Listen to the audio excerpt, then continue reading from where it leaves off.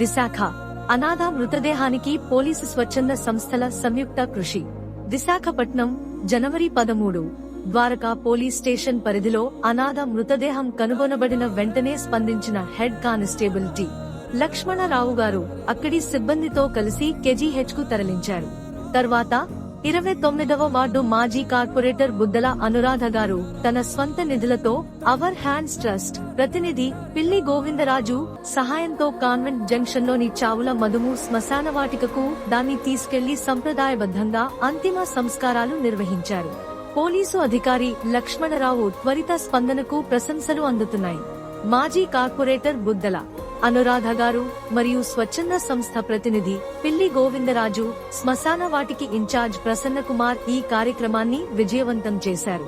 అనాథులకు అంతిమ సేవలు అందించడంలో సమాజ సేవకులు ముందుండటం గొప్ప విషయమని స్థానికులు చెబుతున్నారు.